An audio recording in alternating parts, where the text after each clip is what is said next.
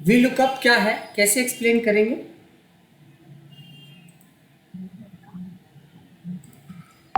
जिन लोगों को V lookup आता है वो अपने हिसाब से बता सकते हैं कि वी लुकअप को कैसे एक्सप्लेन करें हम लोग, क्या है V lookup? Sir V lookup actually function है। ओके, फॉर्मूला तो नहीं बोलेंगे, फंक्शन है। ठीक है।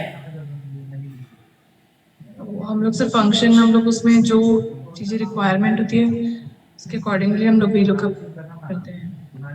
मतलब जैसे मेरा जो डेटा है ना सर, उसमें कई बार करते हैं वी लुकअप, नहीं बट मैं नहीं, दो चीज़ें होती है मैम, बड़ा अच्छे से समझना है। एक होती है कि मेरा डेटा में ये करते हैं, वो वी लुकअप नहीं होता। हमें तो वी लुकअप समझना है कि वी लुकअप क्या करता है, तब तो वो आपके एक्चुअली भी मैंने डेटा पे काम करेगा और सूरज के डेटा पे भी काम करेगा। हमें यस वी सर, लुकअप को समझना है। हम अपने डेटा के हिसाब से वी लुकअप को नहीं चलाएंगे, वी लुकअप के हिसाब से अपने डेटा को हमें अपने मोटिव, डेटा को चलाएं। हाँ, सेट करना होगा या उसकी रिक्वायरमेंट को फुलफिल करना। बिल्कुल अगर समझ हमें रहे वी हैं। लुकअप कोई पूछता है कि वी लुकअप क्या है, तो उसको समझने के लिए आपको मैं छोटा सा एक एग्जांपल देता हूँ कि मान लिया जाए कि मेरे पास कुछ एम्प्लॉय आईडी है, हमारे पास कुछ एम्प्लॉय आईडी है। सर आप इसकी जगह ऐसे लिखा करो, कुछ मटेरियल्स हैं, ऐसे सर इजी हो जाता है समझना। सर एम्प्लॉय एचआर लगता है हम लोगों को। क्या लगता है? सर एम्प्लॉय आईडी से यही लगता है तो, कि हम लोग एचआर। आप अपनी लिमिट्स में ना रहें, आप अनलिमिटेड वे में सोचें। देखिए, आप अगर आसियाना में करते हो तो मटेरियल के ऊपर सोचते हो, लेकिन पूरी दुनिया का एम्प्लॉय आईडी होता है। हर एक बड़ी ऑर्गेनाइजेशन में, आपकी भी ऑर्गेनाइजेशन में आपकी एम्प्लॉय आईडी है। तो हमें कॉन्सेप्ट समझना है, हमें प्रोडक्ट और वो नहीं समझना है। एक बार ये समझ में आ गया तो प्रोडक्ट पे भी लग जाएगा, हम प्रोडक्ट पे भी दिखा देंगे। पहले कॉन्सेप्ट समझना है। मान लिया जाए कि हमारे पास एम्प्लॉय आईडी है और उस एम्प्लॉय का मान लो कि हमारे पास नेम है, ठीक है। नेम है कि ये बंदे का नाम क्या है।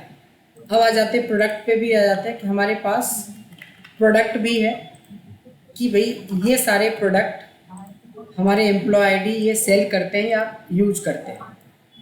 जैसे आप लोगों के अलग अलग प्रोजेक्ट चलते हैं सिटी वाइज, हमारे पास सिटी का भी ऑप्शन है कि ये बंदा यहाँ का सिटी देखता है, ये यहाँ का देखता है, यहाँ का देखता है। फिर आता है कि भाई प्रोजेक्ट कॉस्ट भी होती है कि प्रोजेक्ट की जो कॉस्ट है हमारे पास ये है। जब कॉन्सेप्ट सीख लेंगे आप तो आप किसी भी डेटा के साथ खेल सकते हैं। इसलिए कॉन्सेप्ट के ऊपर फोकस करना है हम लोगों को एनी हाउ। तो देखेंगे कि एक हमारे पास बड़ा सिंपल डेटा है जो सबको समझ में आ जाए कि एक एम्प्लॉय आईडी है, उसके बाद उस एम्प्लॉय का नाम है, वो कौन से प्रोडक्ट में डील करता है, कौन सी सिटी में डील करता है और कितने का डील किया है या क्या कॉस्ट प्राइस रही थी उस प्रोजेक्ट की। अब क्या होता है, सवाल मेरे पास कि कुछ एम्प्लॉय आईडी इसी में से आपको दिया गया है एज ए क्वेश्चन और आपसे पूछा गया है कि भाई इन सारे एम्प्लॉय आईडी के बारे में पता करो कि ये सारे एम्प्लॉय कहाँ कहाँ पोस्टेड है।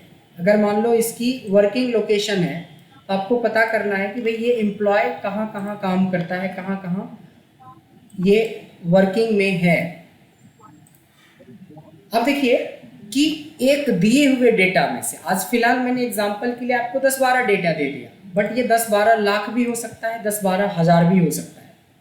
हमने इस दिए हुए डेटा में से पूछा है कि कुछ एम्प्लॉय आईडी का मेरे को बताओ ये एम्प्लॉय आईडी कौन से जगह पे पोस्टेड है। तो इसका आंसर निकालने के लिए हमारे पास पहले से दो ऑप्शन हैं। पहला ऑप्शन ये है कि आप मैनुअल चेक कर लो। मैनुअल मतलब ऐसे करके चेक करो कि ये दूसरा नंबर जो है ये दिल्ली में पोस्टेड है, यहाँ से कॉपी करके पेस्ट कर दिया। मान लो कि 12 नंबर देखना है तो यहाँ से देखते देखते 12 पे गए और ये है हमारा, ये भी दिल्ली में ही पोस्टेड है। एक तरीका तो है कि मैनुअल और दूसरा तरीका है फिल्टर। ये फिल्टर या मैनुअल दोनों बहुत बेसिक तरीका हो गया कि आप यहाँ पे फिल्टर लगा लेते हो ऐसे, और आपको पर्टिकुलर उस एम्प्लॉय के बारे में सर्च करना होता है तो आप यही तो करते हो, ऐसे करके कोई पर्टिकुलर के बारे में सर्च करना होता है। तो यहाँ से देख रहे हैं कि ये नोएडा का है फिर फिल्टर हटाओगे और नोएडा यहाँ पे पेस्ट करोगे, समथिंग लाइक दैट। ये सब क्या है, ये मेथड जो है, ये पहला मेथड, ये मैनुअल या फिल्टर मेथड बोलते हैं। इसकी लिमिटेशन क्या है कि अगर आपके पास डेटा भी बहुत छोटा हो और जितने लोगों का निकालना, यानी हमारा क्वेश्चन भी छोटा हो, तब आप इस तरीके का काम करेंगे। ये वी लुकअप नहीं है, ये तो मैनुअल या फिल्टर है। बट इस केस में क्या है कि डेटा और क्वेश्चन दोनों स्मॉल साइज का होना चाहिए। अब आती है कि मान लिया जाए कि 10 लाख डेटा में से इसी 4-5 लोगों को ढूंढना है, कहाँ मैनुअली सर्च करते रहेंगे, तब आप यूज कर सकते हो कंट्रोल F, जिसको हम लोग बोलते हैं फाइंड। आपने काफ़ी यूज किया होगा कंट्रोल F को, जिसको हम लोग बोलते हैं फाइंड। ये मैनुअल से ज़्यादा अच्छा ऑप्शन है, क्योंकि ये काम हम लोग करते ही रहते हैं बीच बीच में। कि मान लो ये ढूंढना है तो इसको कॉपी किया, और इस एरिया में ढूंढना है तो यहाँ पे आके कंट्रोल फाइंड कर लिया कंट्रोल F करके, तो ये एकदम से हाईलाइट हो जाता है। चाहे 10 लाख डेटा क्यों नहीं हो, आपको ढूंढने में बिल्कुल टाइम नहीं लगेगा, डायरेक्ट आपको मिल जाएगा। बट इसकी भी लिमिटेशन है। इसकी क्या लिमिटेशन है कि डेटा एनी साइज का हो, बट क्वेश्चन जो होना चाहिए ना, वो स्मॉल होना चाहिए। पता है क्यों? कि मान लो कि 10 लाख डेटा में से मैंने 1 लाख एम्प्लॉय के बारे में बताने को बोला आपको, कि आप इन सारे 1 लाख एम्प्लॉय का सिटी बताओ। आप सोच रहे हो कि 1 लाख बार कंट्रोल F करोगे, 1 लाख बार फिर उसके रिलेटेड सिटी को कॉपी करोगे, फिर 1 लाख बार यहाँ आके पेस्ट करोगे, 3 लाख इम्प्रेशन में तो आपकी कीबोर्ड और उंगली दोनों खराब हो जाएगा। यानी कि बहुत बड़ा डेटाबेस पे हम कंट्रोल F वाला कॉन्सेप्ट नहीं लगा सकते हैं। इसीलिए तीसरा कॉन्सेप्ट है जिसको हम लोग बोलते हैं लुकअप्स। लुकअप्स की जब बारी आती है तो ये सारे प्रॉब्लम हमारे सॉल्व कर देते हैं। यानी कि डेटा प्लस क्वेश्चन, ये दोनों के दोनों एनी साइज का होगा, चल जाएगा। कोई भी बड़ा से बड़ा डेटा, छोटा से छोटा डेटा। इसमें क्या होता है, सबसे पहले देखिए इक्वल्स टू वी लुकअप लगाते हैं। वी लुकअप जब लगाते हैं, देखिए 4 पैरामीटर आपको पास करवाना होता है। फर्स्ट पैरामीटर को बोलते हैं लुकअप वैल्यू। लुकअप वैल्यू वही होता है जो आप मैनुअल में भी सर्च करते थे, कंट्रोल F में भी। लुकअप वैल्यू हमारी ये हुई कि हम इसी को ढूंढते हैं। फिर पूछता है टेबल एरे, आप क्या करते हैं, पूरा टेबल ऐसे सेलेक्ट कर लेते हैं। फिर आती है बारी कॉलम इंडेक्स नंबर, तीसरा, यानी कि जो ढूंढ रहे हो आप सिटी को, आपके कितने नंबर कॉलम पे है, तो आपको गिनना पड़ेगा 1 2 3 and 4। So you have to put here 4 and then comma 0 का मतलब हमें एग्जैक्ट वैल्यू चाहिए। हमें जिस बंदे का ढूंढ रहे हैं उसी का चाहिए, आसपास की वैल्यू नहीं चाहिए। तो आप देख सकते हैं कि इसमें से 4 लोगों का जो डेटा है उसमें से 2 लोग दिल्ली के हैं और 1 नोएडा के। यानी कि सोचो कि कल के डेट में 40,000 डेटा का भी निकालना रहता, तब भी पर इतना ही टाइम लगता, 2-4 सेकेंड ज़्यादा लगता, क्योंकि आपको एक ही निकालना है और बाकी का आंसर निकल आता है। So this is called V lookup. यानी एक ह्यूज डेटा में से, मास्टर डेटा में से कुछ पर्टिकुलर डेटा को ढूंढना, निकालना, ये लुकअप से या वी लुकअप से बहुत आसान हो जाता है। एक और एग्जांपल लेते हैं कि मैंने बोला कि इन सारे एम्प्लॉय ने कुछ कॉस्ट के ऊपर काम करा है, तो इनकी कॉस्ट क्या क्या रही है, equals to V lookup. Lookup value ये हो गया, टेबल एरे ये हो गया हमारा। फिर आप देखते हो कॉलम इंडेक्स नंबर। इस बार कॉलम इंडेक्स नंबर क्या होगा, कोई बताएंगे? कॉलम इंडेक्स नंबर क्या होगा? मोहिनी मैम आप तो बता सकते हैं। 5 हो जाएगा। 1 2 3 4 5। So just you have to put 5, 0 इसलिए कि हमें एग्जैक्ट चाहिए। आप चाहे तो सबका क्रॉस करके मिला सकते हैं, इसकी आंसर बिल्कुल एक्यूरेट आती है। तो इसी को हम लोग बोलते हैं वी लुकअप। अब वी लुकअप के कुछ रूल होते हैं, उस रूल को समझेंगे ताकि आपको एडवांस वी लुकअप के बारे में समझ में आएगा। रूल कहता है पहला कि लेफ्ट टू राइट सर्च, मतलब अगर आप सिटी को ढूंढ रहे हो, तो सिटी को ढूंढ रहे हो तो किसके बेस पे ढूंढ रहे हो? Employee ID. तो आपका सिटी जो होना चाहिए वो एम्प्लॉय आईडी, यानी सिटी जो होना चाहिए वो इस एम्प्लॉय आईडी के राइट में, क्योंकि ये अपने से राइट वाले को ढूंढता है, लेफ्ट वाले को नहीं ढूंढता है। अगर एम्प्लॉय आईडी यहाँ से काट करके यहाँ पे पेस्ट कर दें तो देखिए सारे आंसर गलत हो जाएंगे। कहा जाता है कि जो सर्चिंग वैल्यू होती है, जो सर्चिंग फील्ड होती है, वो हमारा लेफ्ट में होना चाहिए, क्योंकि लेफ्ट टू राइट सर्च होता है, या हम लोग इसे भी बोलते हैं searching field should be in the leftmost column of data। पूरे डेटा में सबसे पहला कॉलम होना चाहिए, ये रूल कहता है। तो जैसा रूल था उसी के हिसाब से हमने डेटा में एग्जाम्पल भी बनाए, इसलिए आराम से आपका VLOOKUP चल रहा है। सेकेंड बोलता है searching field should be unique. कभी भी जब भी आप VLOOKUP यूज करें तो एक चीज कंफर्म कर लें कि जिस बेस पे आप निकाल रहे हो आगे की इंफॉर्मेशन, वो बेस हमारा यूनिक होना चाहिए, यूनिक कोड होना चाहिए, यूनिक आइडेंटिटी होनी चाहिए, मोबाइल नंबर होना चाहिए, आधार कार्ड होना चाहिए, सीरियल नंबर होना चाहिए, पैन कार्ड होना चाहिए, वो वैल्यू जो यूनिक हो। जैसे आपका प्रोजेक्ट कोड होता होगा तो कोई एक प्रोजेक्ट का नाम है जो यूनिक होता है, तो यूनिक डालना चाहिए आप लोग। एक क्वेश्चन था मेरा, मैं जैसे तो क्या उसका नाम पाइथन टेबल में काम कर रहा था। आपकी आवाज़ क्लियर नहीं आ रही है, थोड़ा सा आप माइक के सामने आके बोलेंगे। आवाज आ रही सर? आवाज आ रही है? हाँ आ रही है, थोड़ा इको टाइप से हो रहा है, थोड़ा माइक के सामने रहेंगे। एक मिनट सर, एक मिनट। अच्छा, मैं ये कह रहा था सर कि मैं पाइवट टेबल में काम कर रहा था। अच्छा, आप पाइवट पे आ गए आप पाइवट टेबल पे जब, यही तो प्रॉब्लम है कि VLOOKUP के बाद हमने कम से कम VLOOKUP शुरू करने से पहले 5 बार पूछा कि किसी को कोई डाउट है। सर मैं कहीं था उस समय तो मैं बोल नहीं पाया, तो मेरे कहने में फिर दूसरी सेशन रखेंगे तब पूछिएगा क्वेश्चन। अभी आपको VLOOKUP के ऊपर कंसंट्रेट करना चाहिए। ठीक है सर, डाटा मेल कर दिया मैंने, आपको चेक कर दिया। ठीक है। जैसे पाइवट टेबल बहुत इंपॉर्टेंट है, वैसे ही आपका VLOOKUP उससे भी कहीं ज़्यादा इंपॉर्टेंट है, क्योंकि इसके बिना तो रिपोर्ट बनते ही नहीं। तो कभी कभी यही हो जाता है कि बीच में ज्वाइन करने से ये नहीं पता चलता रहता है कि कहाँ से क्या शुरू हो गया। तो फिलहाल आपकी पूरी कंसंट्रेशन हमारे VLOOKUP के ऊपर होना चाहिए, ठीक है। उसकी कहानी, उसका मूवी खत्म हो गया, अब ये दूसरी मूवी स्टार्ट हो गई, उसके बारे में कल बात करेंगे नेक्स्ट क्लास में। जो क्वायरीज आप लेंगे, शुरू में जो डाउट पूछते हैं उसी समय आपको पूछना है। तो ये बताएं कि अभी जितने लोग हैं VLOOKUP कभी नहीं पहले किया था, उनको समझ में आया कि VLOOKUP कैसे लगाते हैं?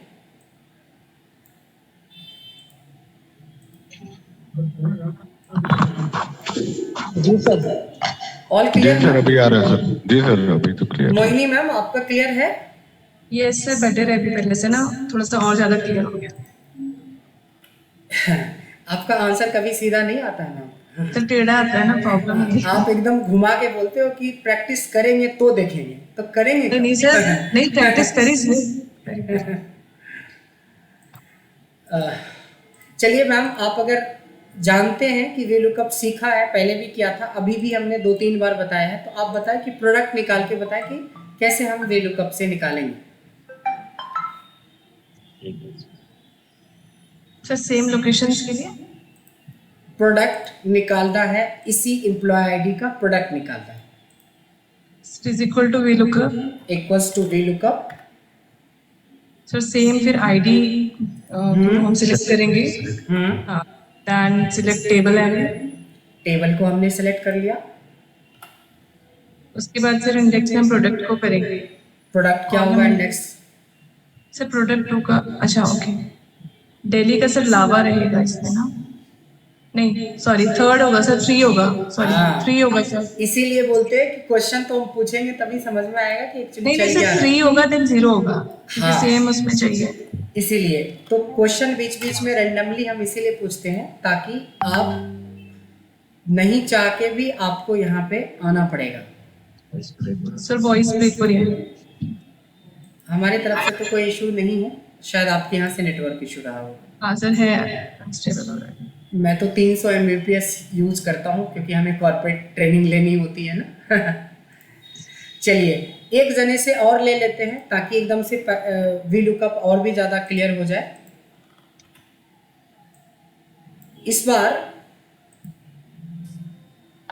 सूरज आप एक बार बताएं कि वी लुकअप में आपको नेम बताना है कि नेम कैसे निकालेंगे। जी sir, is equal to V lookup, V lookup फिर एम्प्लॉय आईडी सेलेक्ट कर लेंगे सर, कर लेंगे, फिर उसके बाद कामा, कॉमा, फिर उसके बाद सर ए से लेके पूरा ई तक सेलेक्ट कर लेंगे, वेरी गुड, फिर उसके बाद कामा, फिर उसके बाद टू, टू, फिर उसके बाद कामा, फिर उसके बाद जीरो, फिर ब्रैकेट बंद। क्या, वेरी गुड।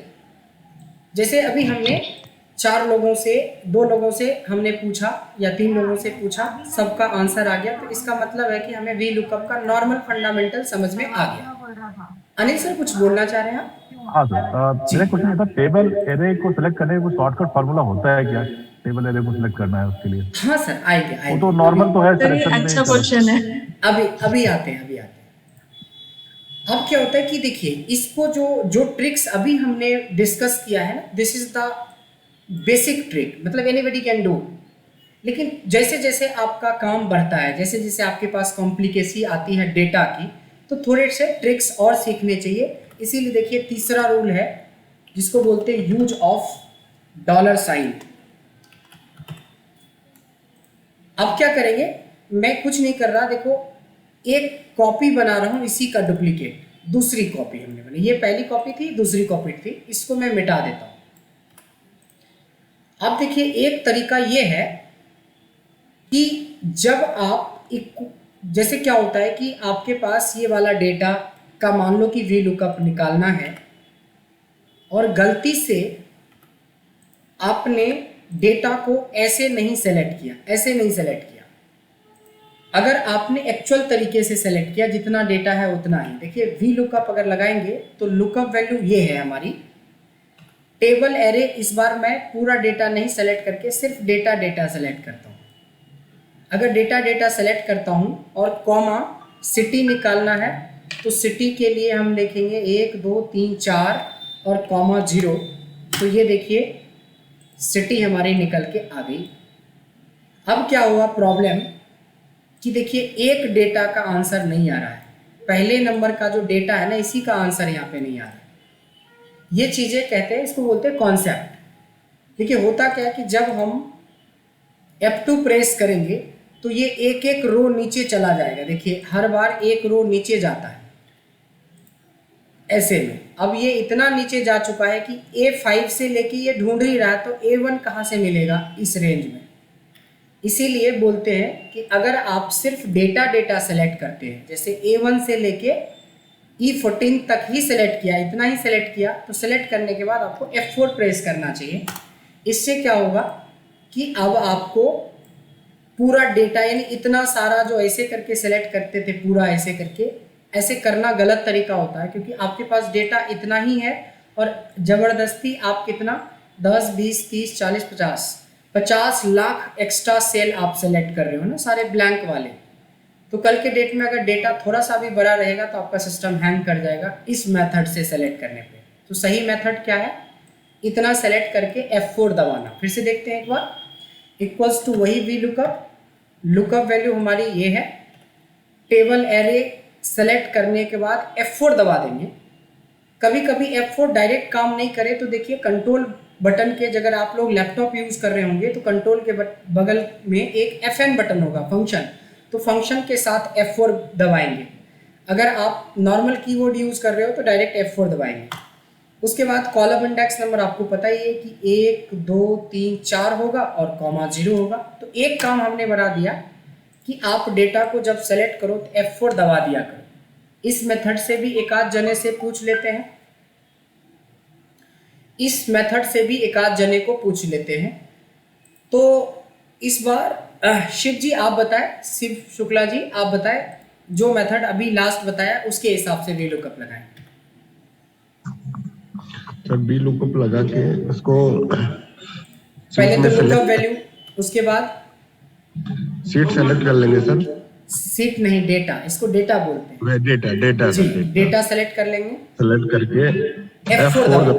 जी जी बिल्कुल। F4। ओके, उसके बाद कॉलम इंडेक्स नंबर क्या होगा प्रोडक्ट के लिए? 3 सर, 3। वेरी गुड, 3,0 मतलब हाँ कुछ जी। नहीं, जो पहले सीट पे बताया था उसमें थोड़ा सा नया ट्रिक बताया कि जब डेटा आप सेलेक्ट करते हैं तो आपको क्या करना चाहिए, उसको फ्रीज कर लेना चाहिए और सिर्फ डेटा ही सेलेक्ट करना चाहिए, जिससे कि आसानी से आप VLOOKUP लगा लेते हैं। इसे सेलेक्ट करने के बाद यहीं पे F4 दबाना है, कॉमा जो भी है आपका नेम है सेकेंड पे, सेकेंड कॉमा 0 दे देते हैं। सर ये जो F4 का ऑप्शन आपका था, ये एक हम जब सिंगल सीट में काम सभी काम करेगा या 2 सीट से हम VLOOKUP लगा दें वहां पर भी काम करेगा ये फॉर्मूला आपका? सर आगे जब एडवांस पढ़ेंगे तो सब जगह पे हमें ये फ्रीज वाला ऑप्शन सीखना पड़ेगा। ये सिंगल बार में ही हो गया हमारा। हाँ, लेकिन इसका भी काम अभी बहुत हद तक आसान कर देंगे जब हम ये VLOOKUP का एक टाइप था, जब सिंपल लोग VLOOKUP जो कुछ नहीं जानता वो भी आप VLOOKUP चला सकता है। दूसरा है कि VLOOKUP के साथ डेटा सेलेक्ट करते समय F4 का यूज करना है तो VLOOKUP 1 कर देते हैं। एक अब आपको तीसरा तरीका बता रहे हैं, वो तो और भी आसान लगेगा और आपको बड़ी मज़ेदार है कि जो आपने बोला था कि अभी सर कोई और method, so now come to VLOOKUP 3। करना क्या है, ध्यान देंगे, आपको एक बार ये पूरा डेटा सेलेक्ट कर लेना है जहां से आपको सिटी, कॉस्ट, प्रोडक्ट नेम निकालना है। इस डेटा को सेलेक्ट करने के बाद देखिए यहाँ पे A1 दिख रहा है, A1 हमने पहली सेशन के अंदर एक नेम मैनेजर टॉपिक बताया था, पहली या दूसरी सेशन के अंदर नेम मैनेजर। यहाँ पे इस डेटा का नाम आप कुछ भी रख सकते हो जो आप चाहें।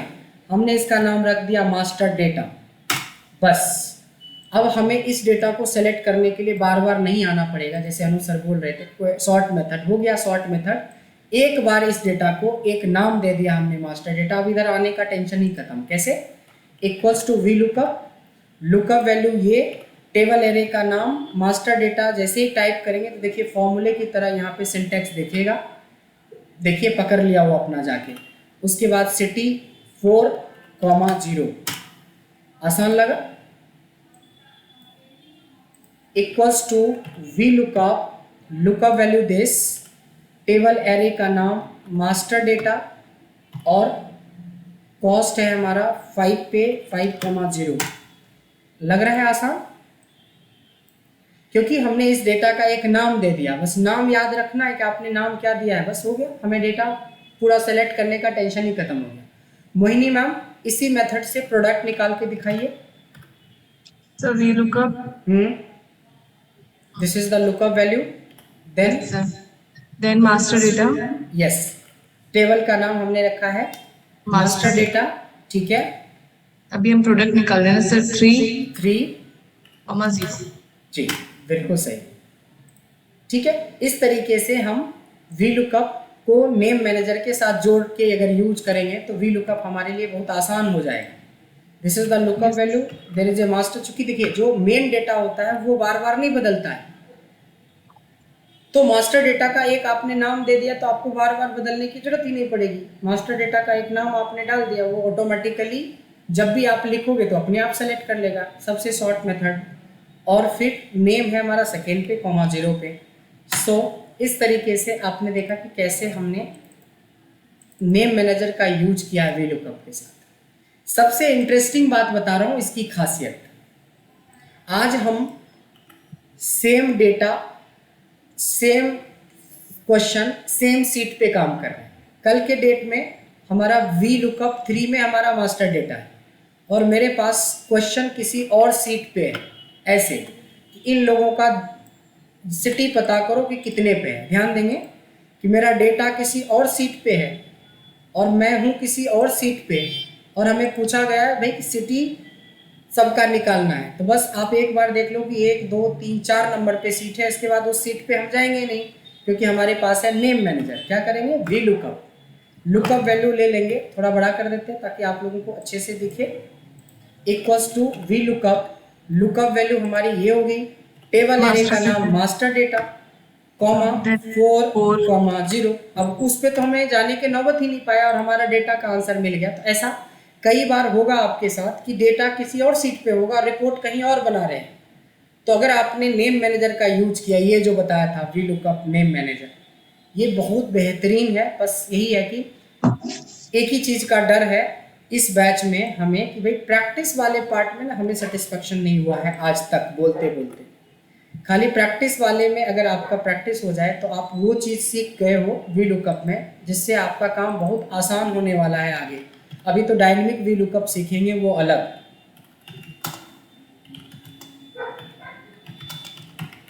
एक बार आप लोग थोड़ा सा ना काम धंधे अपने जगह पे, प्रैक्टिस अपने जगह पे, ये वाले प्रैक्टिस वाले पे भी एक बार ईमानदारी से टाइम दे दें तो फिर वी लुकअप से आप बढ़िया बढ़िया बड़े बड़े डेटाबेस को जैसे चाहे वैसे नचा सकते हैं, खेल सकते हैं डेटा के साथ। तो ये था हमारा V lookup with name manager का कॉन्सेप्ट। और यहाँ पे वी लुकअप ही है ये चौथे तरीके का, बट यहाँ पे क्या कर रहा है? V lookup from different sheet. ये दूसरी शीट से हम वी लुकअप लगा रहे हैं, जिसमें भी हमने V lookup with name manager का ही यूज किया है। यहाँ पे भी आपको एक बहुत बड़ा फायदा मिलता है जब आप बड़े डेटा पे काम करेंगे। अब तो आपका टेंशन खत्म हो गया, क्योंकि एक बार प्रोजेक्ट में मान लो 84 आइटम्स हैं, एक बार 84 आइटम या 1000 आइटम या 5000 आइटम एक बार सेलेक्ट करके इसका ABCD नाम डाल दीजिए। उसके बाद जब भी वी लुकअप लगाओगे तो इस डेटा का आपको बार बार सेलेक्ट करने में ही, तो हमें ऐसे ऐसे करने में ही हमारा आधा टाइम बर्बाद हो जाता, कभी छूट जाता कभी कुछ। एक बार तसल्ली से इसका नाम दे दीजिए और बस आपको पता करना है कि कौन से कॉलम में है। वो भी अभी पता करना पड़ रहा है, बाद में वो भी नहीं पता करना पड़ेगा। अगला जो वी लुकअप सीखेंगे उसमें वो भी नहीं पता करना। मान लो कि आपके पास 50 कॉलम में डेटा है, 10 कॉलम में तो गिन भी लोगे कि 1 में ये है, 2 में नेम है, 3 में प्रोडक्ट है, 10 में ये है। लेकिन 50-60 कॉलम रहा या 2000-3000 कॉलम का डेटा रहा, तब आप कहाँ ढूंढते जाओगे? तो एक ऑप्शन ऐसा भी है वी लुकअप में कि अपने आप ये ढूंढ लेगा कि सिटी 4 में है, अपने आप ढूंढ लेगा कि प्रोडक्ट 3 में है। बट उसके लिए ये जो 2-3 तरीका अभी हमने वी लुकअप का बताया है, उसके ऊपर आपको बहुत अच्छे से मेहनत करनी पड़ेगी। ये हमारा वी लुकअप का बेस है जो आज हमने सीखा। नेक्स्ट जो अब हम फ्राइडे को सीखेंगे वो इससे भी ज़्यादा इम्पॉर्टेंट होगा, लेकिन वो इम्पॉर्टेंट तभी रहेगा जब प्रैक्टिस करेंगे, क्योंकि अगला समझ में ही नहीं आएगा आपको अगर आपने प्रैक्टिस नहीं किया। इसी बात पे जोर दे दिया कि अच्छा देख लेंगे, कभी टाइम मिलेगा तो सोच लेंगे, तब तो फिर वी लुकअप का आगे नहीं समझ में आएगा। इतना तो आपको बहुत अच्छे से करना चाहिए, इतना भी आ जाएगा तो बहुत काम आसान हो जाएगा। बट जो आगे करने वाले हैं, तो जो हमने उस दिन मोनिका मैम वाला शीट पे काम कर रहे थे, वो आपको समझ में आने लगेगा कि कितना आसान था वो काम। जो इनको लग रहा था एक जादू की तरह, बट हमारे लिए वो कुछ नहीं था। आपके लिए भी नेक्स्ट वाली क्लास में वो लगेगा अरे सर वो कुछ नहीं, मैं मोनिका मैम वाला डेटा पे ही दिखा दूंगा वो वाला ऑप्शन कि मैं कर क्या रहा था। तो नेक्स्ट क्लास से पहले फिर से बोलूँगा, वही एक ही बार बार दोहराऊंगा, है ना, वो है रिवीजन। कि रिवीजन चाहिए, एक बार रिवीजन कीजिए। और जिनको कोई डाउट वी लुकअप पे हो या पाइवट पे हो, तो नेक्स्ट वाली क्लास में शुरू में जल्दी से टाइम से जुड़ा कीजिए। शुरुआती में 5-10 मिनट में आप अपना डाउट्स रखिए, जिससे कि किसी को तकलीफ ना हो। आज इतना ही रखते हैं, कल यानी फ्राइडे को, परसों मिलते हैं।